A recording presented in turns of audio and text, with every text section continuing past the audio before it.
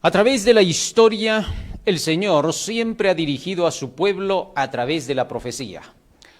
Son las profecías prácticamente el reloj de Dios. Dios nos conduce de acuerdo con esa hora. Él nos va diciendo cada acontecimiento que va a suceder en nuestro mundo, puesto que el mundo no está abandonado a su suerte, jamás lo ha estado. Muchas veces la humanidad piensa que el mundo avanza por sí solo y que no necesita de ningún conductor o que no lo tiene, cuando menos, ¿no? Eso pasa cuando una persona no escudriña las Escrituras, no estudia las profecías, entonces no se da cuenta del tiempo en que estamos viviendo.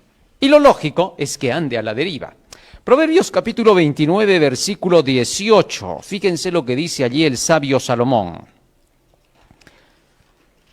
Proverbios capítulo 29, versículo 18.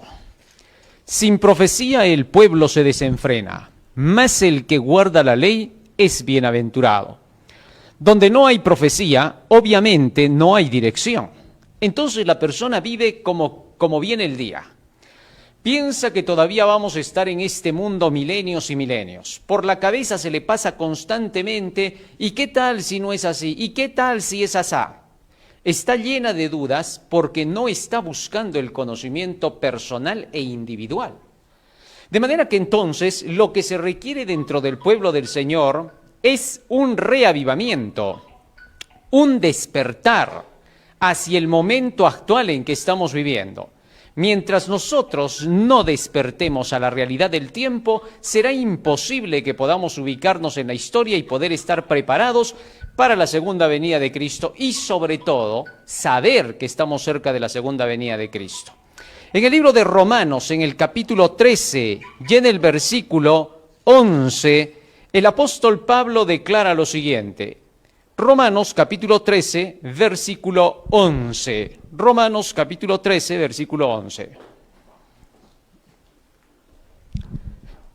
Dice la Escritura, y esto conociendo el tiempo, fíjate lo que dice acá, y esto conociendo el tiempo. Antes de que nosotros podamos reaccionar a algo, primero debemos conocer el tiempo.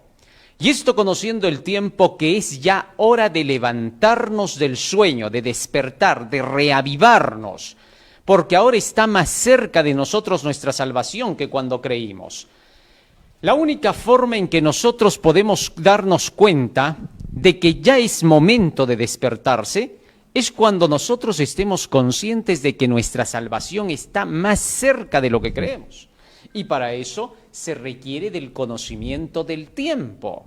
Y en el espíritu de profecía, la mensajera del Señor llama a un despertar, a un reavivamiento que es urgente en nuestro pueblo. Es sorprendente que estén ocurriendo señales delante de nosotros en el mundo. Cosas que ya gritan a voz en cuello que todo se terminó, que llegamos a la etapa final de la historia.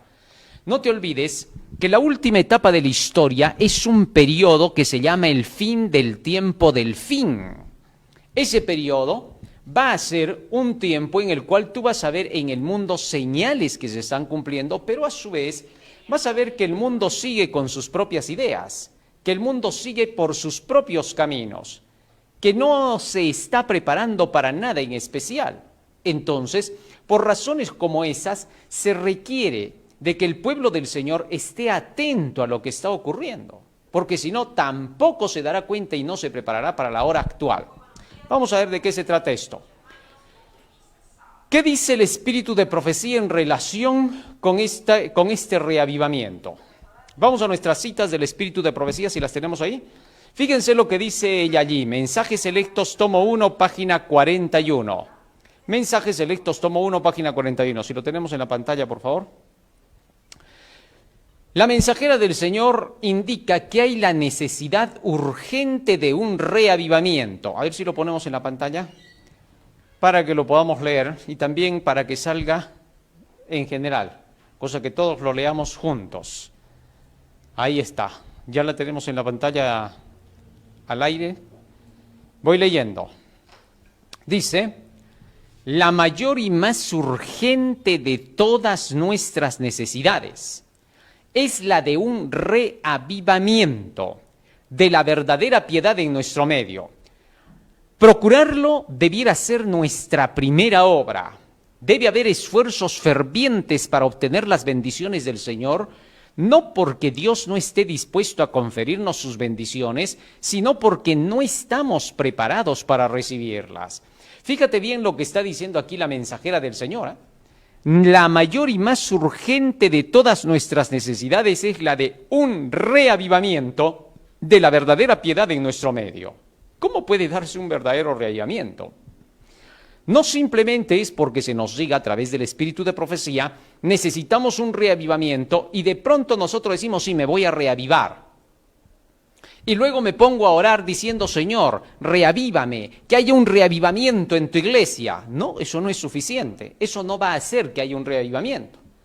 Podemos toda la iglesia mundial, desde el presidente de la Iglesia Adventista del Séptimo Día y todos los demás presidentes de las asociaciones, misiones, divisiones, uniones, de pastores de las iglesias locales, directores de escuela sabática, etcétera, y miembros de la iglesia, podemos llegar a hacer una cadena de oración a nivel mundial y pedir diciendo, Señor, que haya un reavivamiento en tu iglesia y no la habrá. Ni todas las oraciones de todo el pueblo junto de Dios va a hacer que haya un reavivamiento. ¿Por qué? Es que necesitamos saber de qué se trata primero el reavivamiento. Imagínense que de pronto se nos diga a todos nosotros, hermanos, pidan al Señor. ¿Qué le vamos a pedir, pastor? Solo pidan. ¿Pero qué tenemos que pedir? Ustedes solamente digan, Señor, te pedimos. Sin saber nada, todos vamos a decir, Señor, te pedimos. Como no sabemos qué estamos pidiendo, tampoco Dios nos va a dar nada porque no le hemos dicho qué cosa estamos pidiendo. Así que entonces, para que el reavivamiento exista, primero tenemos que saber de qué se trata un reavivamiento. Y entonces, sobre esa base, solicitaremos a Dios y Dios hará relámpagos y truenos para que caiga la lluvia. De otra manera será un imposible. Ahora, más aún dice la mensajera del Señor, no solo estamos en necesidad del reavivamiento, sino que debemos procurarlo. Procurarlo debiera ser nuestra primera obra y debe haber esfuerzos fervientes para obtener las bendiciones del Señor. ¿Cuáles son esos esfuerzos fervientes? ¿De qué se tratan? Porque leemos esto, acá se nos invita a hacerlo, pero no se nos dice directamente qué. Seguimos leyendo. No porque Dios no esté dispuesto a conferirnos sus bendiciones, sino porque no estamos preparados para recibirlas. Nuestro Padre Celestial está más dispuesto a dar su Espíritu Santo a los que se lo piden que los padres terrenales a dar buenas dádivas a sus hijos. Sin embargo, mediante la confesión, la humillación, el arrepentimiento y la oración ferviente, nos corresponde cumplir con las condiciones en virtud de las cuales ha prometido Dios concedernos su bendición. Ahora, fíjate lo que está diciendo Elena de White acá. Está diciendo que tenemos una tarea que hacer para que ese reavivamiento se haga realidad. ¿Cuál? Dice la confesión, la humillación, el arrepentimiento y la oración ferviente. Ahora bien, te pregunto, ¿de qué cosa te vas a confesar? Segundo, ¿cómo te tienes que humillar? Tercero, ¿qué cosa es el arrepentimiento del cual tú vas a pedirle al Señor que te haga cambios en la vida? Y cuarto, ¿cuál es esa oración ferviente que tienes que hacer? ¿Cómo se te va a motivar? Muchos cuando leen un párrafo como este dice, ya mediante la confesión, entonces voy a ir a confesar ahorita todos mis pecados al Señor. Y voy a pedirle que me ayude para estar humillado delante de Él, me voy a humillar. Y me voy a humillar frente a todos los demás. Y luego de eso voy a ir arrepentido, llorando a los pies de Cristo. Y finalmente voy a hacer oraciones fervientes para que pueda darse el reavivamiento. Haz todo eso y vas a ver que no pasa nada. Así de sencillo. Y entonces vas a decir, pero si está escrito ahí dice que hay que hacerlo así. Sí. Pero ¿sabes qué es lo que pasa? Que todo eso que acabo de leer es lo que se necesita. Pero para que eso se dé, tiene que producirse un reavivamiento. ¿Cómo es eso? Ahora vas a ver, parece ser enredoso. Sin embargo, todo esto que estoy leyendo va a ser una reacción para que entonces la persona despierte, para que la iglesia despierte, para que la iglesia se reavive y salga a cumplir su misión. A ver, ¿cómo está eso? Vamos a ver qué cosa dice el Espíritu de Profecía y te vas a dar cuenta. Sigue diciendo acá. Nos corresponde cumplir con las condiciones en virtud de las cuales ha prometido Dios concedernos su bendición. Es decir, cumplimos esas condiciones y entonces la bendición llegará. Solo en respuesta a la oración debe esperarse un reavivamiento. ¿Cómo puede darse esta oración para que se dé el reavivamiento? Porque podemos decirle a toda la iglesia, oremos para el reavivamiento y sin embargo no darse. Entonces, vamos a ver.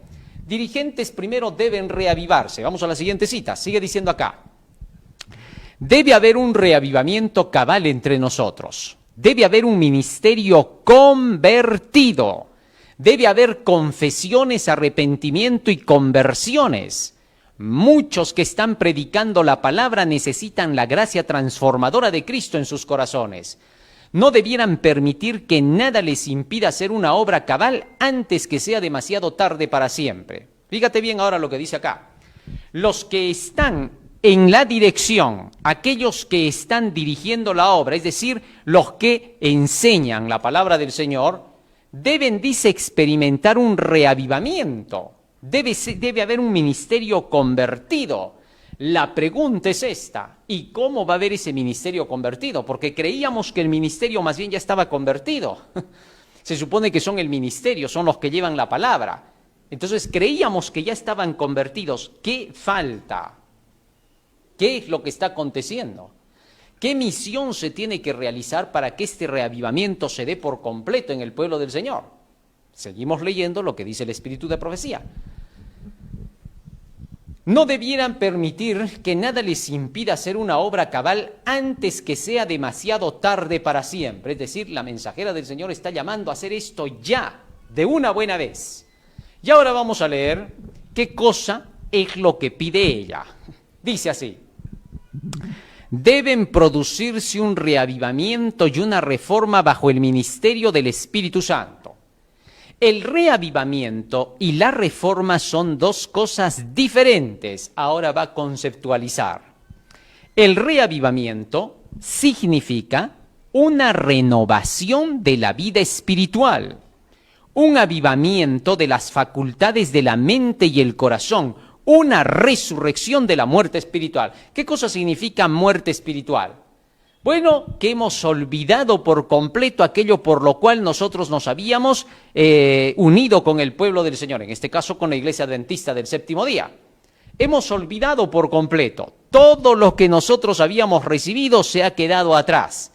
Y ahora estamos viviendo solo por la costumbre en la iglesia. Entonces, tiene que haber un despertar, tiene que haber una resurrección. Y ahora continúa diciendo ella. La reforma que le va a seguir al reavivamiento, de la que no vamos a hablar todavía hoy día, solo vamos a leer lo que dice aquí la cita. La reforma significa una reorganización, un cambio en ideas y teorías, en hábitos y prácticas. La reforma no producirá el buen fruto de justicia a menos que esté conectada con el reavivamiento del Espíritu. El reavivamiento y la reforma han de hacer su obra designada y al hacerlo deben fusionarse. Ahora bien, explico un poco de esto y luego vamos a leer qué va a producir el reavivamiento. Elena de White dice, se necesita un reavivamiento y se necesita una reforma, pero las dos no son la misma cosa. El reavivamiento es una cosa, es un despertar, mientras que la reforma es un cambio, una transformación.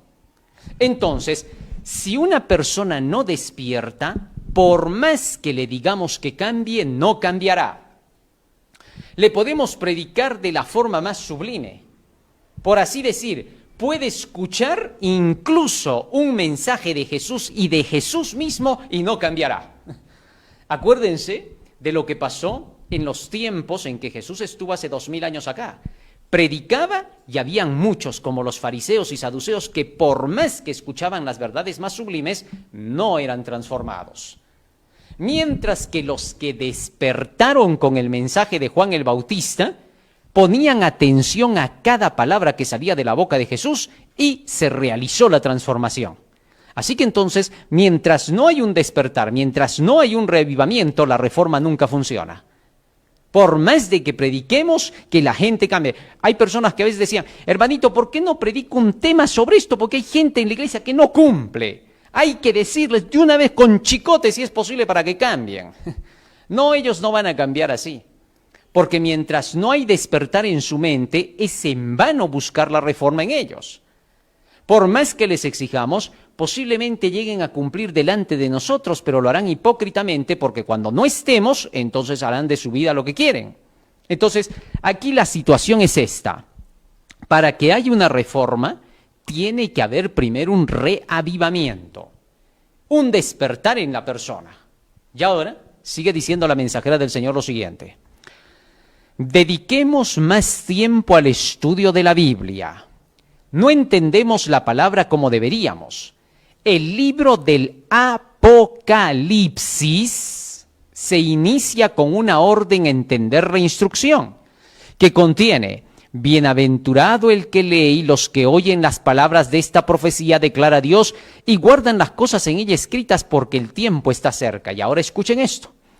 Cuando como pueblo comprendamos lo que significa este libro, el Apocalipsis, para nosotros se verá entre nosotros un gran reavivamiento. ¿Qué cosa dice que es lo que va a producir el reavivamiento?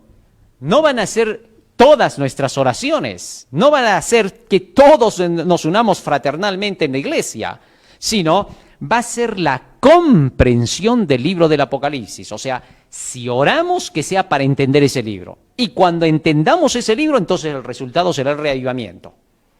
Esto es lo que necesita la iglesia. Ahora, cuando dice que los ministros, el ministerio debe reavivarse, que deben ser los primeros en hacerlo, eso significa que nuestros pastores dentro de nuestra iglesia deberán escudriñar el libro del Apocalipsis. Cuando ellos comprendan ese libro y lo proclamen en nuestras iglesias, habrá un reavivamiento cual nunca ha habido en el pueblo del Señor. Así de sencillo. Porque ese libro es la clave fundamental. Porque ese libro hace que exista la iglesia adventista. Sin el libro de Apocalipsis solo somos una iglesia más en la tierra. Una confusión más, una Babilonia más en la tierra. Así de sencillo. Pero cuando tenemos el libro del Apocalipsis estudiado por nosotros, somos la iglesia adventista del séptimo día. No porque tenga afuera tu iglesia un cartel que diga iglesia adventista del séptimo día, ya lo es. El ángel de Dios, anotador, sellador, cuando vea ese nombre, no le va a importar y se va a pasar. ¿Por qué? Porque a él no le importa ese nombre, a él le importa si los que están adentro son creyentes de eso que dice allá afuera. Entonces, para ser un adventista del séptimo día, no basta con que estés bautizado en la iglesia ni anotado en los libros de la iglesia. No es suficiente, eso no sirve para nada. Eso solamente te va a servir si tú estás de acuerdo con los principios que están dentro de esa institución. Después de eso, no sirve para nada. Miles, millones de bautizados en la iglesia adventista se irán al infierno. Así de sencillo.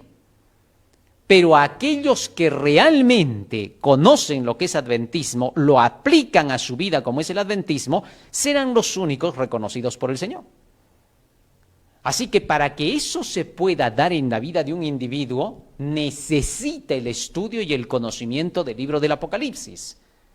Solo cuando ese libro sea entendido por el pueblo, recién se dará el reavivamiento. Y una vez que el pueblo entiende el libro de Apocalipsis, ahora dile que se ponga de cabeza, entre comillas lo digo, que se ponga de cabeza y lo hará. ¿Por qué? Porque está convertido, porque sabe en lo que está creyendo. Una persona convertida no es una persona bautizada, no te vas a equivocar. Una persona convertida es una persona que ha entendido la verdad presente, la verdad de nuestro tiempo, de la iglesia adventista, y sabe lo que tiene que hacer frente a esa verdad. Está consciente y actúa de acuerdo con ese tiempo en que está viviendo. No porque el pastor se lo dice, no porque los demás lo miran, no porque simple y llanamente quiere hacer quedar bien a la iglesia, no, sino por una conciencia que ha despertado a la necesidad de su transformación por su propia salvación. Cuando una persona ha despertado a su propia salvación, se da cuenta de su necesidad de tener que prepararse para poder enfrentar los acontecimientos finales y entrar en el reino de los cielos, es suficiente. Basta con que esté en esa condición, ya es una luz para todos los que lo rodean. No necesita brillar con su propia luz. No necesita decir, como soy un adventista tengo que portarme bien. No, sino porque me tengo que salvar, me tengo que portar bien. Y como resultado ya te portas como un adventista. Porque adventista no es simplemente un nombre, sino es el significado de una actitud creyente del que dice que Jesús ya viene y vive de acuerdo con el tiempo en que está descubriendo a través de la profecía para la llegada de Cristo. Así que entiéndase bien esto. Entonces, la mensajera del Señor dice ahí, cuando como pueblo comprendamos lo que significa este libro del Apocalipsis, para nosotros se verá entre nosotros un gran reavivamiento. No entendemos plenamente las lecciones que enseña, a pesar del mandato que nos fue dado de escudriñarlo y estudiarlo. Ahora, fíjate lo que está diciendo ella acá, y esto sí es bastante serio. Dice, a pesar del mandato que nos fue dado. Eso quiere decir que como adventistas del séptimo día, estamos bajo una orden, un mandato, de que tenemos que entender ese libro del Apocalipsis, lo que significa que en nuestra iglesia debe repetirse constantemente los estudios del libro del Apocalipsis. No debemos cansarnos de ese libro. Debemos repasarlo hasta comprenderlo. Hay muchos hermanos en la iglesia que dicen, hermanito, yo no comprendo mucho de las profecías, no entiendo. ¿Eso qué significa? Hay que hacer otro seminario. Y esos hermanos que dicen que no entienden deben ser los primeros en estar de cabeza presentes en el seminario. De lo contrario, se anotará al lado de sus nombres negligentes. ¿Por qué? Obvio, porque si me doy cuenta de que no estoy mejorando, que no estoy entendiendo, entonces tengo que redoblar mis esfuerzos para comprender. Esforzar toda mi capacidad, porque de lo contrario seré anotado como negligente. Y si nosotros hacemos eso, comprenderemos mucho mejor. Ahora, ¿por qué esa aparente diferencia de algunos que comprenden y otros que no? Hay algunos de esos que se dicen que comprenden, que de todo el 100% que han escuchado les quedó el 2%. Y ese 2% lo ponen en actividad. Y gracias a eso aprenden más. Hay otros que escuchan el 100%, no captan como captó el del 2%, y entonces dicen, no, la verdad es que yo no entendí nada, por eso no me gustan las profecías. La verdad es una cosa, que lo que pasa con esa persona es que necesita mayor claridad, porque cuanto menos parece entender, es porque a ella le gusta que le hagan captar bien en orden las cosas y detenidamente. Cuando tú le empiezas a explicar así, esa persona, ¿sabes qué dice? Ahora sí, ya entendí tantos seminarios que había escuchado y recién lo vengo a entender. ¿Por qué? Porque ese tipo de personas que parecen no entender son las que tienen mayor capacidad. Así que serán más exigidos por Dios. No podías entender a la primera, eso significaba que tenías mejor capacidad cerebral. Pero como no le pusiste mayor empeño, condenado por eso. Así que nunca digas que porque tú no entiendes a la primera, por eso significa que no entiendes y que tu capacidad mental no es buena. Nunca digas eso porque eso no es verdad. O sea que el que entiende aparentemente el 2%, ese es el que entiende o tiene menos capacidad que el que parece no entender. Así es. Es todo al revés. Porque el que parece no entender le gusta comprender tan perfectamente como para poder decir, ahora lo aplico. No le gusta lo superficial, le gusta la claridad completa. Así que, de acuerdo con eso, se le exigirá. Ahora ya te das cuenta, es que Dios es justo. Si te ha dado un cerebro que tiene mayor capacidad, te va a exigir de acuerdo con eso. 5 talentos te di, 5 más me devuelves. 2 talentos te di, 2 más. 1 te di, 1 más. Así que deberíamos esforzar. Por eso se nos pide en el espíritu de profecía. Debemos esforzar nuestra mente para comprenderlo. Escucha lo que dice acá. Testimonios para ministros, página 112. Los libros de Daniel y Apocalipsis deben ser estudiados. Mira la forma en que lo dice, esto es perentorio. Así como las otras profecías del Antiguo y del Nuevo Testamento. Haya luz, sí, luz en vuestras moradas. Necesitamos orar por esto. ¿Por qué teníamos que orar? No diciendo, Señor, quiero un reavivamiento, sino hazme entender el libro de Apocalipsis para que se dé el reavivamiento. El Espíritu Santo brillando sobre las páginas sagradas abrirá nuestro entendimiento para que podamos saber cuál es la verdad. O sea, no ores por orar, por favor. No hagas como los espiritistas que ahora ya se han unido y dicen, sí, la oración es un poder grande para la tranquilidad y la paz mental. Hay personas que creen de veras que Dios las oye, entonces la oración es buena después de todo, dicen ellos. Pero ellos hablan de una oración simplemente que te salga de por ahí y que tú seas ferviente, entre comillas, y sincero y honesto en lo que estás diciendo. Y según ellos dicen, no importa, con lo más honesto que tú seas y sincero y con ese sentimiento, haz tu oración. No, la oración tiene que ser con necesidad. ¿Cómo es con necesidad? Ya me han dicho que estoy en el Apocalipsis, voy a orar por el Apocalipsis. Ya necesito tal cosa, necesito que el Señor me ayude para comprarme una Biblia. Señor, dame una Biblia. Según eso. Y en las necesidades cotidianas de la vida, según las necesidades. Ya sean por necesidad de dinero, alimento, sanidad, podemos pedir al Señor de acuerdo con nuestra necesidad. Pero ahora, la más urgente de nuestras necesidades, dice, es la de un reavivamiento. Vale decir, ora por entender el Apocalipsis. ¿Te das cuenta? Eso es lo que se nos pide. ¿Y cómo le hago para yo empezar con esto? Dicen, bueno, léete primero el libro de Daniel, luego léete el libro de Apocalipsis. Al principio, cuando leas la primera vez, obviamente solo se te va a quedar la historia. Solo te vas a acordar, sí he leído de que dice que un rey se soñó con una imagen. Sí leí, dice que Daniel fue metido al foso de los leones. Sí, por ahí leí de los reyes del norte y del sur, que no me quedó nada, más bien vas a decir, ¿no? Normal, no pasa nada, ¿por qué? Porque así se comienza. La primera vez solo pasas como lectura, tanto de Daniel como del Apocalipsis. Y una vez que hayas hecho eso, el momento que se está presentando el seminario de Daniel y Apocalipsis, ahora todo lo que tú has leído lo va a repetir el predicador y tú le vas a tomar más interés en esos puntos que tú decías, ¿qué significa? Entonces, tu concentración se va a poner al 100% en ese momento. Y cuando haya terminado el seminario, tampoco se te va a quedar el 100% porque tú no eres divino. Que se te quede el 20% es mucho todavía. ¿Correcto? ¿Y eso en qué me va a ayudar? En que cuando vayas a tu casa a volver a leer y a repasar, ahora vayas hilando con la ayuda del Espíritu Santo por lo que se te presentó en el seminario y entonces irás captando paso a paso cada cosa que se va mencionando. Y como en la iglesia se tiene que repetir constantemente las enseñanzas de este libro, entonces se te irá grabando hasta que finalmente dominarás.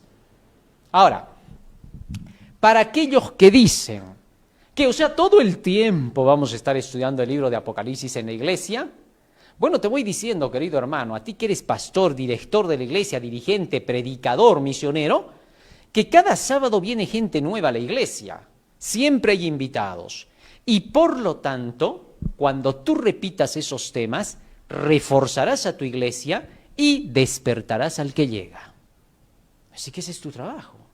De eso se trata. Ahora, cuando hablamos de Daniel y el Apocalipsis, discúlpame, pero esos dos libros están vinculados con todos los libros desde el Génesis hasta el final. Así que no digas que siempre voy a repetir, porque siempre que repitas ese libro habrán nuevas ilustraciones que sacarás de las historias de la Biblia. Porque el buen hombre del buen tesoro de su corazón saca cosas nuevas y cosas viejas, cosas del Nuevo Testamento y cosas del Viejo Testamento. Así que no digas eso. Gracias a Dios, el libro de Apocalipsis está vinculado con toda la Biblia. De ahí que tú jamás vas a poder decir que por predicar el libro de Apocalipsis vas a quedarte simplemente en algunos puntos y que no vas a usar lo demás de la Biblia. Estás equivocado. Siempre tendrás necesidad de utilizar todas las ilustraciones de la Biblia. Muy bien. Ahora sigue diciendo aquí la mensajera del Señor. Libros de Daniel y Apocalipsis, los dos tienen que ser leídos y entendidos. Es necesario Daniel y Apocalipsis, dice la mensajera del Señor. Escuchen esto. Se necesita un estudio mucho más detenido de la palabra de Dios. Especialmente, Daniel y el Apocalipsis deben recibir atención como nunca antes en la historia de nuestra obra. ¿Qué cosa dice que debe recibir más atención? Daniel y el Apocalipsis. Ahora, el libro de Daniel ¿qué cosa hace por nosotros? En el libro de Daniel se nos cuenta toda la historia desde los tiempos de Daniel hasta el tiempo en que el Apocalipsis tendrá su cumplimiento. ¿Cuándo es eso? Bueno, las profecías de Daniel, la más larga de ellas, se extiende hasta 1844, en tiempos proféticos, porque en sucesos el capítulo 11 de Daniel llega hasta el fin del mundo. ¿Ah? Entonces, en cuanto a periodos proféticos, la profecía de los 2300 años llega hasta 1844, cuando comienza la purificación del santuario. Daniel capítulo 8, versículo 14, lo dice así, leámoslo. Daniel 8, 14, fíjate lo que dice allí. Daniel capítulo 8, versículo 14. Estoy ordenando ahora para empujar a que los que quieren llevar a cabo un reavivamiento, pastores que hayan despertado, incluso el presidente de la misma asociación general y todos los demás pastores de nuestra iglesia, no porque sea alguien especial ni nada por eso, sino porque esta es la forma en que se tiene que estudiar. Para aquellos que quieren llevar a cabo un reavivamiento, necesitamos comprender el porqué de estos dos libros, porque se ha perdido de vista este asunto. Y hay hermanos en la iglesia que dicen, pero hermano, las profecías no son necesarias para salvarse, la sangre de Jesucristo ya nos salva, la crucifixión de Jesús, cree en Jesús y eso es todo para tu salvación. O sea, han perdido de vista por completo el por qué son adventistas y por qué creen en Dios. Y se han vuelto simplemente cristianos de nombre. Ahí está el peligro cuando el cristiano está tan dormido que llega a roncar hasta el punto en que no sabe ni siquiera por qué sirve Daniel y Apocalipsis. Hasta hay personas que han llegado a decir, ¿por qué de la Biblia no sacan esos dos libros, Daniel y Apocalipsis, que aterrorizan a la gente, y solamente leemos todo lo demás? Claro, y entonces la Biblia se va a convertir solo en un código de reglas morales. Eso no tiene ningún motivo de salvación, eso no te va a servir para nada. Eso es un imposible. Tienen que estar las profecías porque la parte profética es la divinidad, es la parte divina del libro. El poner reglas y leyes las encontramos en diversas creencias. El conocer historias de personajes que vivieron de acuerdo con sus principios, de esas leyes, los vamos a leer en todas las historias. Pero en los demás libros que existen llamados sagrados no te vas a encontrar el desenlace profético y la cronología profética que tiene la Biblia. Si hay algo que diferencia a la Biblia de los demás libros llamados sagrados, es que esos son hechos por maestros humanos. Es decir, que pueden poner códigos de reglas morales e historias, pero no pueden predecir las cosas, algo que solo Dios puede hacer. Entonces, si ponemos el Corán, el Islam, etcétera, y todos los demás libros de creencias, y ponemos al lado la Biblia, nos vamos a encontrar que todos los demás son humanos, mientras que este libro es divino y humano. Esa es la gran diferencia. No se parece en nada a los demás en eso. De tal manera que entonces necesitamos la parte profética y es indispensable. En el libro de Daniel, como nos lleva hasta 1844, leamos el texto, Daniel 8:14, entonces esto nos da la base principal de la importancia del libro. Y él dijo, hasta 2300 tardes y mañanas, luego el santuario será purificado. Los 2300 años llegaron hasta 1844. Y en Daniel capítulo 12 se nos habla del tiempo del fin, que fue para 1798. Y luego se nos habla acerca del tiempo cuando aparecería la última iglesia para proclamar el mensaje del Señor para la purificación del santuario. Daniel capítulo 12, versículo 4. Fíjense lo que dice allí. Ordenemos esto y entendamos, por favor. Daniel capítulo 12, verso 4. Lo que estoy haciendo es simplemente una ordenación. Este no es el tema de reavivamiento para la iglesia. Es decir, con este tema no le voy a decir a la iglesia, ya te reavivaste. No. Estoy dando las bases para poder hacer entender el porqué de la enseñanza de estos libros a fin de que produzcan reavivamiento. Pero tú, Daniel, cierra las palabras y sella el libro hasta el tiempo del fin. Aquí se está hablando del tiempo del fin. Pasarán muchos, dice, de aquí para allá y la ciencia se aumentará. Y ahora, ¿cuándo iba a ser ese tiempo del fin? Continúa diciendo el versículo 5 hasta el 7. Y yo, Daniel, miré y aquí otros dos que estaban en pie a un lado del río y el otro al otro lado del río. Verso 6. Y dijo uno al varón vestido de lino que estaba sobre las aguas del río, ¿cuándo será el fin de estas maravillas? Verso 7. Y oí al varón vestido de lino que estaba sobre las aguas del río. Miren, la pregunta es, ¿cuándo será el fin de todas estas maravillas? ¿Cuándo va a llegar ese tiempo del fin del cual se está hablando en el verso 4? Y la respuesta fue, y oí al varón vestido de lino que estaba sobre las aguas del río, el cual alzó su diestra y su siniestra al cielo, y juró por el que vive por los siglos que será por tiempos y la mitad de un tiempo, y cuando se acabe la persecución o dispersión del poder del pueblo santo, todas estas cosas serán cumplidas, es decir, llegará el tiempo del fin. ¿Cuándo se cumplió tiempos y medio tiempo? Cuando se terminaron las persecuciones de los 1260 años del poder papal contra los protestantes. Y esto ocurrió en 1798. Por eso a esa fecha se le conoce como el tiempo del fin. Y desde allí en adelante dice, muchos correrán de aquí para allá y el conocimiento de esas profecías se aumentará. Ahora bien, después de 1798 ocurrirían algunos acontecimientos más. Daniel capítulo 12, versículo 8 hasta el 13. Fíjate lo que dice allí. Y esto es importante para nosotros. Y yo oí, dice Daniel, mas no entendí. Ahora, fíjate los que dicen no entendí. Ahí está. Hasta el mismo Daniel pasó por el proceso. Necesitaba investigar. Yo oí, mas no entendí. Y dije, Señor mío, ¿cuál será el fin de estas cosas? Es decir, ¿cuándo va a ser ese tiempo del fin, por fin? Porque no entendía. Y él le respondió el ángel, anda Daniel, pues estas palabras están cerradas y selladas hasta el tiempo del fin. Es decir, por gusto intentas ahorita entender porque este libro que tú estás escribiendo no es para ti, sino para los que vivan en el tiempo del fin. Así que se selló ese libro hasta el tiempo del fin.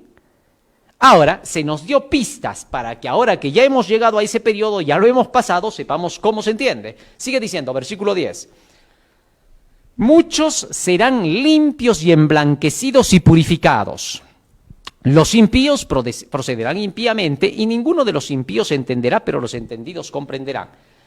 Después de 1798, se le siguió explicando a Daniel, se le dijo, cuando pase la fecha de 1798, muchos serán limpios, emblanquecidos y purificados. ¿Cuándo se iba a dar esa purificación? Hace un rato leímos, cuando se cumplan los 2300 años para 1844. Entonces, Daniel, todavía tiene que empezar un proceso de limpieza y purificación. Y aquellos que hayan aceptado el mensaje de la hora del juicio y entren a ser purificados, es decir, que entiendan ese mensaje y lo acepten, eso se llama aceptar el adventismo del séptimo día, entonces esos entenderán. Pero los que rechacen la hora del juicio no entenderán nada. ¿Está claro?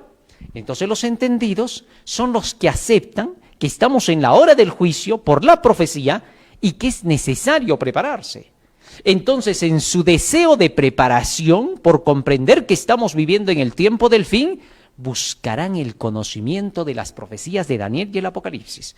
Y esos somos nosotros, porque por algo hemos entrado a la iglesia adventista. ¿Para qué? Para buscar ese conocimiento. Entonces, necesitamos de ese conocimiento.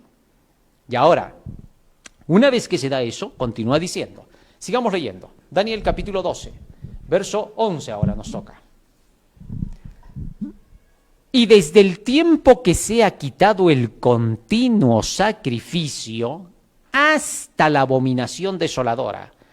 La abominación desoladora fueron las persecuciones papales que llegaron hasta 1798. Y ahora dice, desde que se ha quitado el continuo sacrificio hasta 1798, habrán pasado 1290 días. O sea, si yo quiero saber cuándo es la fecha de partida ahí, solo a 1798 le voy a restar 1290 años atrás. Y voy a llegar al año 508, cuando se estaban dando las abominaciones preparando al desolador que era el papado para el 538. Entonces, desde el año 508 hasta 1798, hasta que se cumple la abominación desoladora, han pasado 1290 años. Y de ahí sigue diciendo, porque no se queda ahí, seguimos leyendo. Fíjense lo que dice allí. Y desde el tiempo que se ha quitado el continuo sacrificio, desde el 508 hasta la abominación desoladora, hasta 1798, habrá 1290 días, años. Versículo 12. Bienaventurado el que espere y llegue a 1335 días. Ahora bien, para llegar a 1335, ¿cuántos me faltan? Si son 1290, a 1335 serían 45 años más tarde. Ahora, si estoy en 1798, debo sumar 45 años más para que sean los 1335 años. Y llego a 1843. Entonces el texto dice: felices, bienaventurados los que esperen y que lleguen hasta 1843, porque en 1843 se levantó la proclamación del mensaje del primer ángel declarando que llegaba la hora del juicio para 1844. Ahora, ¿por qué se les dice a todos ellos felices los que lleguen hasta esa fecha? Bueno, vamos a ver. Apocalipsis capítulo 1, versículo 1 al 3. ¿Por qué se les dice así? ¿Qué pasaría a partir de 1843 que los haría tan felices? Dice así: la revelación de Jesucristo que Dios le dio para manifestar a sus siervos las cosas que deben suceder pronto. Y la declaró enviándola por medio de su ángel a su siervo Juan. Está hablando del libro de Apocalipsis que le va a dictar a Juan. Verso 2. Sigue diciendo: que ha dado testimonio de la palabra de Dios y del testimonio de Jesucristo y de todas las cosas que ha visto. Y ahora escucha este 3. Bienaventurado el que lee y los que oyen las palabras de esta profecía y guardan las cosas en ella escritas, porque el tiempo está cerca. ¿Cuál era la bienaventuranza? Que de allí en adelante todos entenderían, escucharían, oirían el mensaje del Apocalipsis, y porque de allí en adelante el tiempo estaría cerca. Es decir, que el libro del Apocalipsis solamente se comprendería y sería especialmente para aquellos que llegaron hasta 1843 en adelante. Para ellos era el libro del Apocalipsis. Para ellos estaba toda la bienaventuranza en ese libro. Y ahora vamos a entender por qué. ¿Cómo así? Vamos a ver. Fíjate. Resulta que el libro de Daniel hemos visto que apunta hasta la fecha de 1844 con la profecía más larga, que dice que son felices los que llegan a 1843, ¿correcto? Hasta el límite de lo que es el libro de Daniel en profecía de tiempo. Entonces, el libro de Daniel es el que hace que nazca la iglesia adventista del séptimo día. Los que estudian el libro de Daniel descubrirán por qué somos adventistas del séptimo día, por qué existimos como iglesia. Y es que en ese libro es donde se habla del nacimiento de la iglesia adventista con la purificación del santuario para la hora del juicio. Así que, gracias a esa profecía de los 2300 años, nació la iglesia adventista del séptimo día cuando Guillermo Miller proclamó esa profecía. Ya está. Hasta ahí, entonces, Daniel hace nacer a la iglesia adventista. Como todos los adventistas creyeron que para 1844 Cristo venía por segunda vez, ¿qué hicieron? De inmediato buscaron prepararse. Y mientras estaban preparando, fueron descubriendo paso a paso que la segunda venida de Cristo no se iba a dar en esos días, sino que más bien comenzaba la hora del juicio. Al pasar por el chasco, se vieron obligados a entender esta parte y descubrieron que lo que estaba comenzando en el cielo era el juicio y no que Jesús tenía que venir para 1844. Muy bien, al haber descubierto ese punto, ahora necesitaban saber cómo se llevaría a cabo el juicio en el cielo. Y ahora nos vamos hasta el libro del Apocalipsis para que veas qué cosa es lo que importa a los adventistas en este libro. Apocalipsis capítulo 2. Solamente voy a hablar resumidamente del asunto. ¿Por qué? Porque todo esto lo estudiamos en un seminario. Fíjate en esto. Apocalipsis capítulo 2. Solo vamos a ir por los títulos, nada más. Para empezar desde lo más fácil, desde lo más básico. Apocalipsis 2. ¿Qué titula? Desde el versículo 1 en adelante. El mensaje a las 7 iglesias. Muy bien. En este mensaje a las 7 iglesias se habla de los 7 periodos por los cuales pasaría la iglesia, el pueblo de Dios, desde que Jesucristo se fue hasta el final de la historia. ¿Correcto? Ahora, en esos 7 periodos se muestra la iglesia pura de Éfeso, se muestra la iglesia de Esmirna perseguida, con 10 años de persecuciones terribles por Diocleciano, se muestra la iglesia de Pérgamo, que es la iglesia del tiempo de Constantino, cuando las tinieblas se metieron en la iglesia, se nos habla de la iglesia de Tiatira, que es la iglesia de la Edad Media, cuando el poder del papado en el 538 comienza a tomar dominio hasta 1798. Ya a esta le sigue la iglesia de Sardis, que es la iglesia de los protestantes, de los que tienen vestidos blancos, que salen de Tiatira y se extiende también hasta 1798. ¿Por qué? Porque solo está hablando del periodo de la Inquisición y de los que escapan de la Iglesia Católica. Y luego de eso se presenta la iglesia de Filadelfia. La iglesia de Filadelfia, que es la iglesia de todos los protestantes que huyeron de la Iglesia Católica y que entre todos ellos se juntan en un amor filial porque todos los protestantes creían las mismas cosas de la Biblia. Estos son los que salieron de la Reforma con Lutero, Calvino, Hus, etc. Muy bien, esta iglesia de Filadelfia llega hasta la fecha de 1755 y luego de eso esta iglesia, la iglesia de Filadelfia llega hasta 1844 y luego de eso esta iglesia de Filadelfia pasa a convertirse en la iglesia de Laodicea para 1844 cuando comienza el juicio. Y ahora esta iglesia de Laodicea es la iglesia adventista del séptimo día. ¿Por qué? Porque es la iglesia que estaba entrando en el juicio con la proclamación del mensaje del primer ángel. Ahora bien, ¿por qué digo la iglesia adventista del séptimo día? Parecería sonar triunfalista, ¿no? Pero no, fíjate por qué. Porque cuando llegamos a la iglesia de Filadelfia, hasta 1844, a esa iglesia de Filadelfia es a quien le predica Guillermo Miller el mensaje del primer ángel. Y aunque se extendió a todo el mundo, particularmente era la proclamación para los que estaban como creyentes en las iglesias.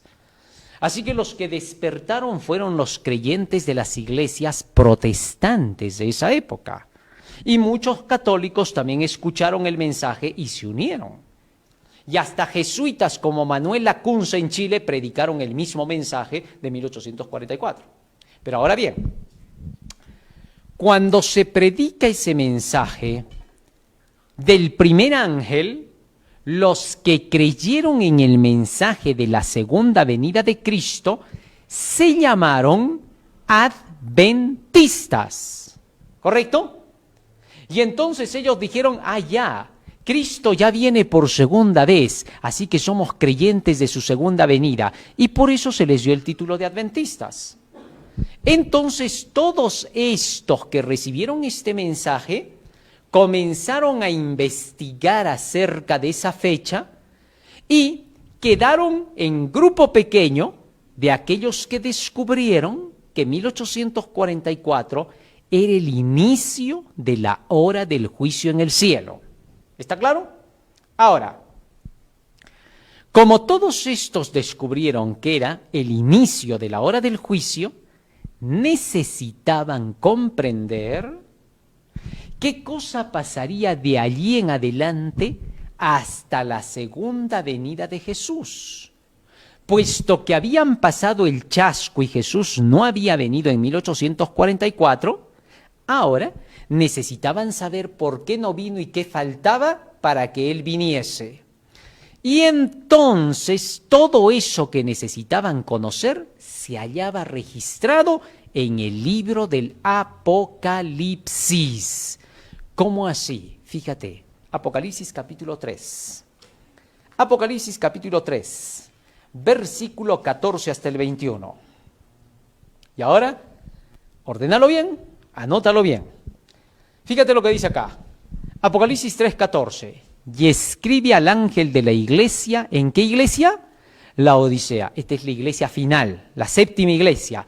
Lao, ley, Dicea, pueblo, el pueblo de la ley, pueblo en juicio. Es decir, el pueblo de la hora del juicio. Ya está. Este mensaje de la Odisea, por eso se aplica a la iglesia adventista del séptimo día, porque son los que han creído que estamos en la hora del juicio ya. No se puede aplicar entonces al evangélico, al bautista, al presbiteriano ni al católico. ¿Por qué? Porque ellos todavía no creen que desde 1844 estamos en la hora del juicio. Entonces no es para ellos ese mensaje. Por más que se los queramos aplicar, pueden leerlo, pueden entenderlo de esa forma, pero no es directamente para ellos porque no son el pueblo de la ley, no son los creyentes de los 10 mandamientos. Entonces esto se aplica directamente a la iglesia adventista del séptimo día, a los que creyeron en la ley, a los que creen que estamos en la hora del juicio. Ahora, todos esos creyentes de la iglesia adventista, cuando se inicia, eran gente que venía de evangélicos y de católicos, increíblemente. ¿Por qué? Porque son los que aceptaron que Cristo venía y por eso de todas esas denominaciones salen los que creen en la segunda venida de Cristo y se les llama adventistas. Solo por eso. Porque mucho después, en 1863, recién se organiza la iglesia adventista como pueblo, con un nombre. Antes de eso no. Entonces todos eran creyentes que habían salido de las diversas iglesias, pero solo por creer que Jesús venía por segunda vez, fueron llamados adventistas, y fue el nombre que Dios les dio. Ahora, cuando llegamos hasta el final de esta iglesia de la Odisea, hasta el versículo 21, allí se cierra la iglesia de la Odisea, ¿no es cierto? Con esas últimas palabras que dice, el que tiene oído, oiga lo que el Espíritu dice a las iglesias. Y entonces viene el capítulo 4 del Apocalipsis, o sea, es el siguiente suceso. ¿Y qué cosa se ve en el capítulo 4? Dice el versículo 1, Apocalipsis capítulo 4, versículo 1. Después de esto miré, y he aquí una puerta abierta en el cielo, y la primera voz que oí como de trompeta hablando conmigo dijo, sube acá y yo te mostraré las cosas que sucederán después de estas. Es decir, en el capítulo 4 se le dice a Juan, sube acá, porque de aquí en adelante te voy a mostrar todo lo que viene después de estas 7 iglesias. Después de que se da la iglesia de la Odisea. O sea, que nosotros debemos seguir a Juan en esta travesía que se le dice sube acá y se abre una puerta para que Juan vea en representación de todos nosotros que somos la iglesia, para que Juan vea lo que ocurriría de allí en adelante. En otras palabras, entramos con Juan detrás de esa puerta abierta por la fe, es decir, por medio del estudio de la palabra, para entender las cosas que deben ocurrir de allí en adelante, porque el tiempo está cerca. Ahora bien, esa puerta abierta mencionada allí, increíblemente, es mencionada en la iglesia de Filadelfia cuando se iba a abrir la puerta del lugar santísimo para que empezara el juicio. Fíjate cómo. Libro de Apocalipsis capítulo 3, versículos 7 y 8. Mira bien y escucha y entiende, por favor. Dice así: escribe al ángel de la iglesia en Filadelfia, esta es la anterior a la Odisea, es decir, a aquellos a quienes se les iba a predicar por medio de Guillermo Miller y otros más el mensaje de que había llegado la hora del juicio. ¿Qué cosa se les dice? Esto dice el santo, el verdadero, el que tiene la llave de David, el que abre y ninguno cierra, y cierra y ninguno abre. Es el que abre la puerta del lugar santísimo y cierra la puerta del lugar santo. Verso 8. Yo conozco tus obras, he aquí he puesto delante de ti una puerta abierta. Esta es la puerta del lugar santísimo porque iba a empezar la hora del juicio, la cual nadie puede cerrar, porque aunque tienes poca fuerza has guardado mi palabra y no has negado mi nombre. Ahora bien, cuando se abre esa puerta en el lugar santísimo, para 1844, es el momento cuando va a empezar la hora del juicio. Y entonces, como está abierta esa puerta para la Odisea, a Juan se le dice: sube acá, cuando él vio la puerta abierta, y entra, y te mostraré lo que sucederá después de todo esto, después de que se inicia la iglesia de la Odisea. Muy bien, y ahora, ¿qué cosa le muestra? ¿Qué cosa ve Juan? Cuando regresamos al capítulo 4 del Apocalipsis, vemos que Juan contempla a Dios Padre sentado en su trono. Y que una vez que Dios Padre está sentado en su trono y lo están adorando todos los querubines que están allí, en formas con 4 caras, y donde están todos los ángeles adorando a Dios, declarando que Él es, el que siempre ha sido y el que ha de venir, el capítulo 5 muestra a Jesucristo viniendo ante el Padre como un cordero inmolado, y se le entregan 7 sellos que va a abrir, rompe los sellos porque Él es el único que lo puede hacer, y entonces comienza a mostrarse el futuro. ¿Qué momento es ese? Cuando se abre la puerta y ahí está Dios Padre y el Hijo viene hasta el Padre. Es el momento en que Daniel, en el capítulo 7, desde el versículo 9 hasta el 13, dice que en el cielo comenzó el juicio, se sentó el gran anciano de días y vino como un hijo de hombre hasta el anciano de días para que se le entregara todos los reinos de este mundo.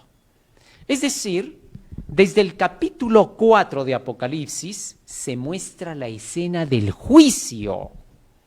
Es decir, que en el cielo, en el Apocalipsis, se muestra lo que ocurre para la iglesia adventista, para los que creen en la segunda venida de Cristo, qué cosa falta para que llegue Jesús. ¿Correcto? Y entonces, cuando vamos al capítulo 6, se muestra toda la historia de la iglesia, solamente que ahora en la forma de 4 jinetes, los 4 caballos del Apocalipsis, que representan a los periodos de la iglesia por los cuales tenía que pasar, y luego los sucesos finales que se darían en el mundo. En el primer caballo blanco, que representa a la iglesia pura, el caballo rojo, que representa a la iglesia en persecuciones, el caballo negro, que representa a la iglesia mezclada con las tinieblas espirituales del tiempo de Constantino, el caballo amarillo por las persecuciones papales contra la iglesia protestante. En el quinto sello, las almas de los decapitados es las persecuciones de la Inquisición. En el sexto sello, las señales astronómicas, que son que el sol se oscurece, la luna se vuelve roja como sangre y las estrellas caen del cielo, y todo esto se cumplió hasta 1833.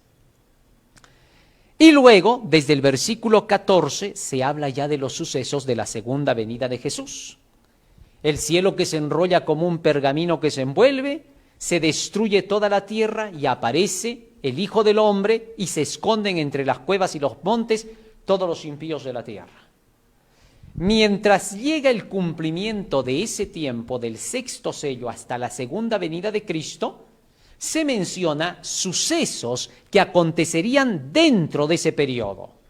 ¿Qué cosa? En el capítulo 7 se nos habla acerca de los 144.000, los que van a ser sellados. O sea, dentro del periodo del sexto sello que se extiende hasta la segunda venida de Jesús, ocurren los demás sucesos. Viene el sellamiento de los 144.000, viene después de eso la gran multitud, que es ganada por los 144.000, y luego pasamos al capítulo 8, donde se mencionan los acontecimientos finales para el tiempo cuando estén sellándose a los 144.000 y cuando se esté ganando a esa gran multitud, que son las 7 trompetas del Apocalipsis. Estas 7 trompetas comienzan a desatarse durante el tiempo del sellamiento de los 144.000. El tiempo del sellamiento de los 144.000 está relacionado con la proclamación del mensaje de los 3 ángeles en Apocalipsis 14, donde se vuelve a hablar de un grupo de 144.000 que van con el Cordero por donde quiera que él va. Pero dice de estos 144.000 que son los que escapan de la marca de la bestia y de su imagen. Lo que significa que los 144.000 deben existir para el tiempo cuando se aplique el decreto dominical. Muy bien. Siendo así, las 7 trompetas entonces del capítulo 8 comienzan a sonar desde el momento en que se da la última proclamación del tercer ángel denunciando la alianza del papado con el protestantismo. ¿Y esto a partir de cuándo se da? Bueno, estos sucesos solo vienen aconteciendo a partir de la fecha de 1990 en adelante, cuando se dan las alianzas finales entre el catolicismo y el protestantismo para la búsqueda de la ley dominical. Lo que significa que a partir de esa fecha de 1990, cuando cae la Unión Soviética y solo quedan Estados Unidos y el Vaticano, entonces el mensaje de los 3 ángeles vuelve a sonar con potencia, declarando que el tercer ángel se cumplió. De allí en adelante es que comienza el sellamiento de aquellos que serán contados entre los 144.000. Y ahora todos estos van siendo sellados y mientras eso ocurre y se va a dar la proclamación para la gran multitud, aquellos que se van a unir en la 11ª hora, durante ese tiempo se cumple todo lo que tiene que ver con el capítulo 10 del Apocalipsis, después de las 7 trompetas que llegan hasta el capítulo 9.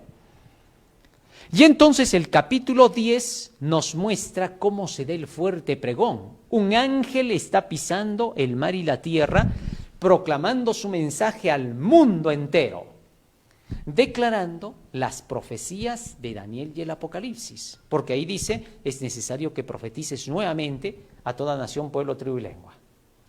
Y en el capítulo 11 se muestra el triunfo de la proclamación de los 2 testigos, que son el Antiguo y el Nuevo Testamento, es decir, la proclamación de la palabra de Dios que será exaltada hasta el cielo, porque a los 2 testigos se les dice, subid acá, hasta el cielo, y todos se maravillaron cuando los vieron subir después de que los habían quemado.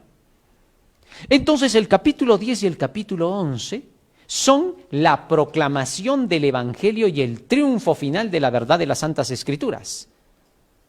Y en el capítulo 12 se presenta que mientras se proclama este mensaje de la Biblia, con las profecías, entonces el dragón se levanta para hacer la guerra contra los que guardan los mandamientos de Dios y tienen el testimonio de Jesús.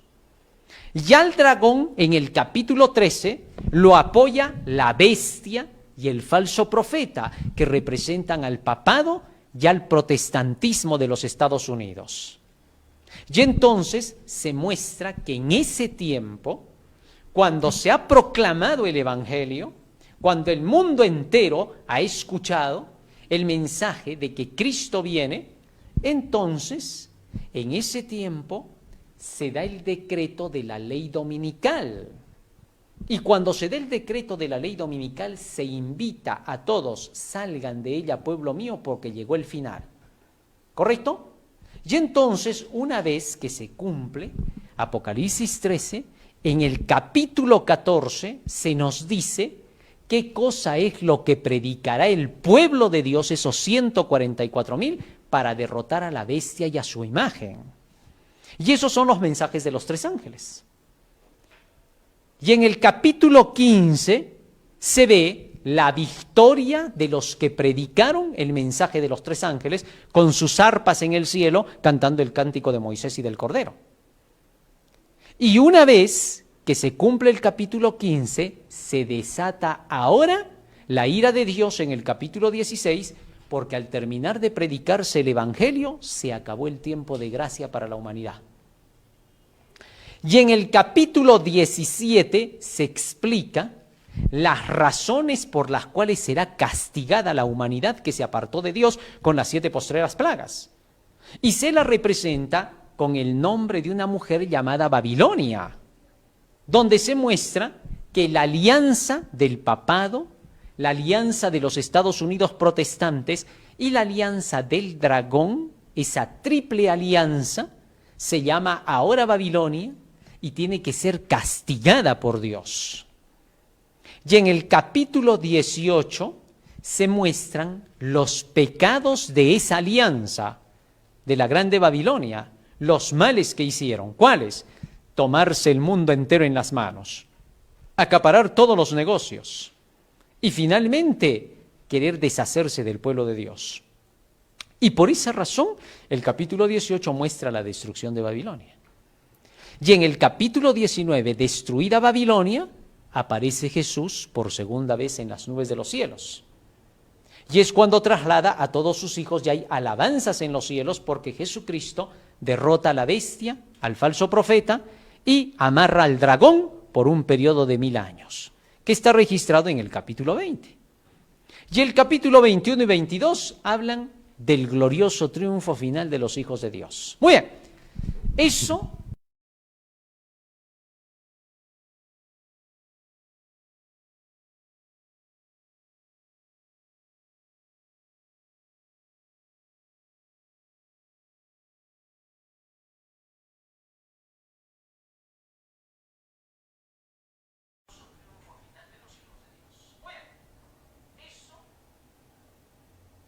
ahí quedó, ¿no?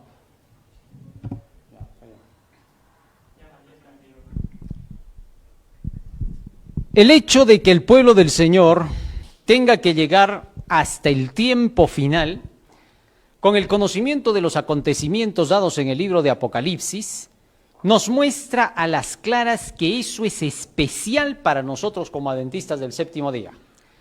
Tal es así que cuando nosotros estudiemos todo ese libro de Apocalipsis y veamos todo lo que aún tiene que acontecer hasta el final de la historia, eso es lo que produce un reavivamiento en el pueblo de Dios. Por eso Elena de White decía, se necesita un estudio mucho más detenido de la palabra de Dios, especialmente Daniel y el Apocalipsis deben recibir atención como nunca antes en la historia de nuestra obra. Sin duda, estos 2 libros son los que van a producir la necesidad dentro del pueblo del Señor para que nosotros podamos salir a proclamar el Evangelio y decirle al mundo las cosas que están por acontecer. Mientras no se prediquen estas cosas, mientras la iglesia no entienda que todo esto es para la protección de la iglesia, no habrá un reavivamiento en ella. Entonces, sin conocer estas profecías del Apocalipsis, ¿qué mensaje tendríamos para el mundo? Nada.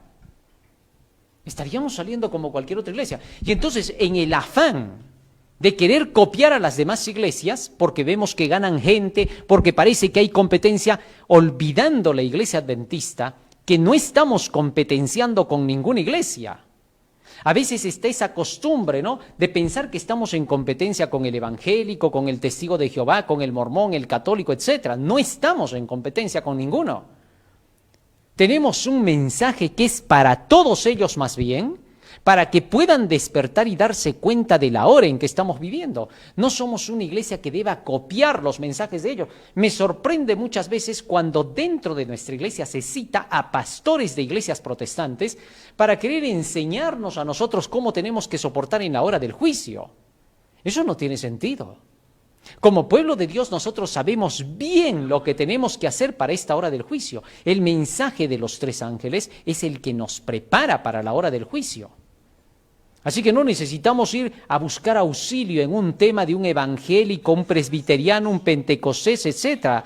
No, por ningún motivo, porque nosotros ya tenemos el mensaje que nos va a preparar para la segunda venida de Jesús para esta hora del juicio. Entonces, ¿qué cosa es lo que finalmente nos pide el espíritu de profecía? Vamos avanzando, por favor. Y veamos esta última parte de lo que menciona la mensajera del Señor. Dice ella, un poquito más atrás. Allí. La luz que Daniel recibió de Dios fue dada especialmente para estos postreros días. Fíjate lo que está diciendo Elena de White. La luz que recibió Daniel, las visiones que faltan de Daniel, que necesitamos entender, porque todas las demás llegan hasta 1798, 1844, pero lo que falta ahora del libro de Daniel, el poquito que quedaba de ese libro, ¿cuál es? La luz que Daniel recibió de Dios fue dada especialmente para estos postreros días. Las visiones que él tuvo junto a las riberas del Ulai. Este es el capítulo 8. Ese capítulo 8 que termina con el anticristo que se impondrá sobre toda la tierra como un rey altivo de rostro y entendido en dudas. Eso es lo que falta cumplirse de ahí. Más aún dice, y del Gidequel. Vale decir, del capítulo 10 y 11 de Daniel. La profecía de los reyes del norte y del sur, que todavía faltaba en los días de Elena de White para que se cumpliese la última parte que nosotros estamos viendo también recién en el cumplimiento final. Eso es todo lo que queda del libro de Daniel. Y ella está diciendo, estas visiones que él tuvo junto a las riberas del Ulai y del Gidequel, los grandes ríos de Sinar, están hoy en proceso de cumplimiento y todos los acontecimientos predichos pronto ocurrirán. Es decir, ahora nos centramos en el capítulo 8 y el capítulo 11. Varias veces cuando tú lees los libros de Elena de White, El conflicto de los siglos y otros libros más, siempre ella toca el Daniel capítulo 2, Daniel capítulo 7, Daniel capítulo 9, y allí queda, ¿no? Y Daniel capítulo 12 para el tiempo del fin. Pero dices, ¿y por qué no habló más profundamente del capítulo 8, de la última parte, y por qué no habló del capítulo 11? Porque ella dijo claramente que eso estaba en proceso de cumplimiento y que lo último pronto ocurriría. Así que necesitamos entender por eso bien esos capítulos. Y eso solo se entiende a la luz de Apocalipsis. Porque los acontecimientos finales de ahí están unidos con el Apocalipsis. Muy bien. Y ahora ella continúa diciendo acá, ¿por qué se necesita este reavivamiento? ¿Cuál es la necesidad? Voy a leer. La advertencia de que el Hijo de Dios viene pronto en las nubes del cielo se ha convertido para muchos en un cuento. Por eso necesitamos un reavivamiento. Es increíble, ¿no? Cómo dentro de nuestra iglesia dicen, Cristo va a venir, algún día vendrá, no importa que se demore, cuánto demore, eso no interesa, hay que serle fieles o más. ¿En qué le vas a ser fiel si ni siquiera sabes lo que es ser fiel? Fiel es solamente el que sigue el Apocalipsis. ¿Por qué? Porque está siguiendo fielmente lo que Dios le ha dicho. Así que no te engañes, fiel no es porque te sientes fiel, fiel no es porque asistes todos los sábados a la iglesia, devuelves tus diezmos, te acuerdas del pastor, no, eso no es fiel. Fiel no es aquel que parece un santito en la iglesia, que no mata ni una mosca, ese no es fiel. Fiel es el que está siguiendo las pisadas de Jesucristo por donde Él va, y solo con el Apocalipsis puedes saber qué cosa está haciendo Él y dónde está yendo Él. Y luego sigue diciendo acá, han dejado de esperar y de velar. El espíritu egoísta y mundano que se manifiesta en la vida delata el sentir del corazón, mi Señor se tarda en venir. Es decir, Muchos dentro de la iglesia se han empezado a comportar como los mundanos, siguen en todo lo que busca el mundo. ¿Qué busca el mundo? Fíjate lo que dice acá. El mismo espíritu de egoísmo y conformidad con las costumbres del mundo que existió en los días de Noé, existe también en nuestros días. Muchos que profesan ser hijos de Dios persiguen sus intereses mundanales, con una intensidad que desmiente su profesión. Estarán plantando, edificando, comprando, comiendo, bebiendo, casándose, dándose en casamiento, hasta el último momento de prueba. Esta es la condición de gran número de miembros de nuestro pueblo. Debido a que abunda la iniquidad, el amor de muchos se enfría. Por eso necesita un reavivamiento. Imagínate adventistas compitiendo en la bolsa de valores, compitiendo para poder ser como los mundanos, buscando tener grandes cosas en este mundo como los mundanos, como que quedara mucho tiempo en esta tierra. Y para remate todavía dicen, es que la Biblia dice, negociad entre tanto que vengo. Todavía cómo malinterpretan lo que está diciendo. Negociar entre tanto que vengo significa buscar para el avance de la obra, que es muy distinto, que no tiene nada que ver con lo que muchos dicen. Y termina diciendo ella así, siento un peso en el alma al ver cuánto escasea la espiritualidad entre nosotros. Las modas y las costumbres del mundo, el orgullo, el amor por la diversión, el amor por la ostentación, la extravagancia en el vestido, en casas y terrenos. Estas cosas roban la tesorería del Señor, desviando hacia la gratificación del yo los recursos que deben ser usados para enviar al mundo la luz de la verdad. A los propósitos egoístas se les otorga la mayor consideración. Tremendo. Y ahora escuchen esto, con lo que cerramos en nuestro tema. Escuchen bien lo que dice aquí la mensajera del Señor, porque esto sorprende, ¿eh? Fíjense lo que dice allí. Dice, señales de su venida, se torcerán las escrituras. Por eso necesitamos estudiar Daniel y Apocalipsis, ¿eh? Habrán falsas teorías acerca de Dios. Se levantarán los peligros de la falsa ciencia. Traerán una obra maestra de engaño, como fue en los días de Noé. Habrá un gran terror inminente, que si lo entendemos bien, lo hemos pasado en estos últimos 3 años.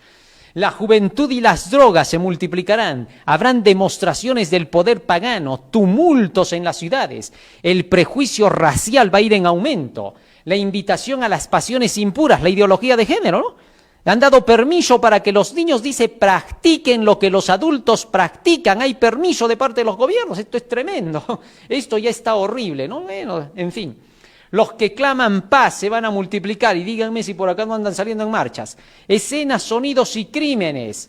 El espiritismo, la revolución. Los revolucionarios están mezclados con el espiritismo. Esto se va a levantar con fuerza.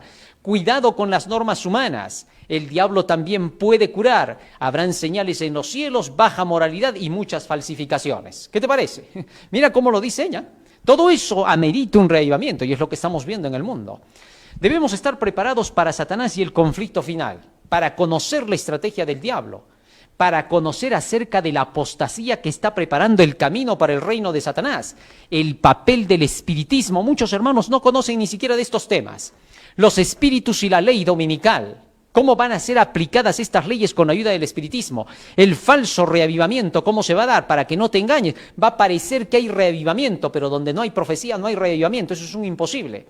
El protestantismo se une con el papado, que ya es lo que estamos viendo. El surgimiento de la imagen de la bestia, se va a proclamar el sábado más plenamente, se va a distinguir entre el sábado y el domingo, van a haber guerras en estos últimos días, se va a culpar a los hijos de Dios de todo eso, y en medio de eso la obra misionera que se tiene que hacer aún en domingo, porque se nos viene la ley dominical, la ley invalidada en los Estados Unidos, la señal para salir de las ciudades, alimento y tierras en los últimos días. ¿Cómo vamos a pasar después de la ley dominical? Los gremios y monopolios, y cuando se prohíba comprar o vender, cómo hemos de trabajar desde las ciudades, desde afuera, y cómo se va a invocar la ley dominical para perseguir y matar al pueblo de Dios. Son sucesos que necesitamos conocer. ¿Conoces eso? Es tiempo de que tengamos que hacerlo. Vamos a pedir a Jesús que nos ayude para poder entender cada vez más este libro de Apocalipsis, Daniel y Apocalipsis. E invocamos a todos los pastores fieles dentro de la iglesia. Hay pastores dentro de nuestra iglesia que han estado viendo los temas que predicamos acerca del mensaje del tercer ángel, que están al día con lo que se está enseñando. Están escudriñando la palabra del Señor también para ellos comprender las cosas que están sucediendo y están ansiosos por querer hacer algo por sus iglesias.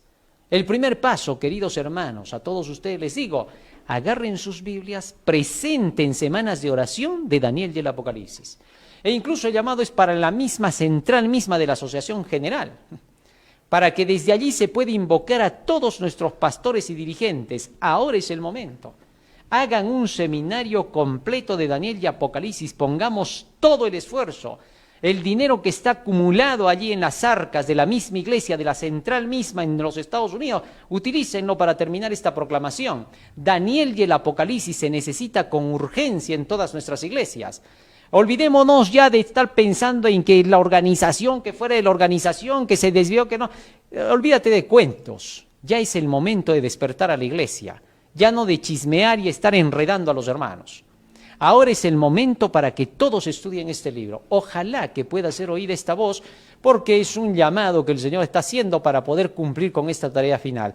Los que lo hagan serán contados entre aquellos que estarán sellados para poder entrar en el reino celestial. Vamos a ponernos de rodillas y le vamos a pedir a Jesús que todo esto se haga realidad.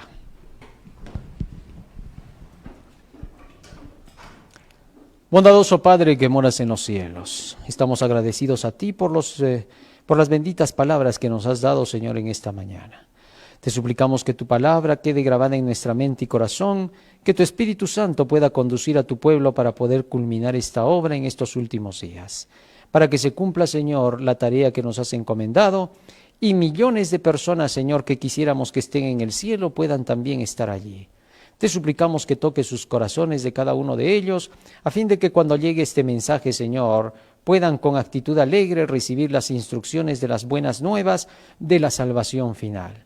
Prepara, Señor, a aquellos que son fieles en tu pueblo, que han estado siguiendo paso a paso cada una de las instrucciones que tú has venido dando, para que, Señor, tu pueblo ahora pueda brillar con esta última luz del fuerte pregón. Porque te lo suplicamos en el nombre de Jesús. Amén. Amén, Señor. Amén. Muy bien, querido hermano, hoy hemos aprendido un hermoso tema más en relación con el reavivamiento dentro de nuestra iglesia.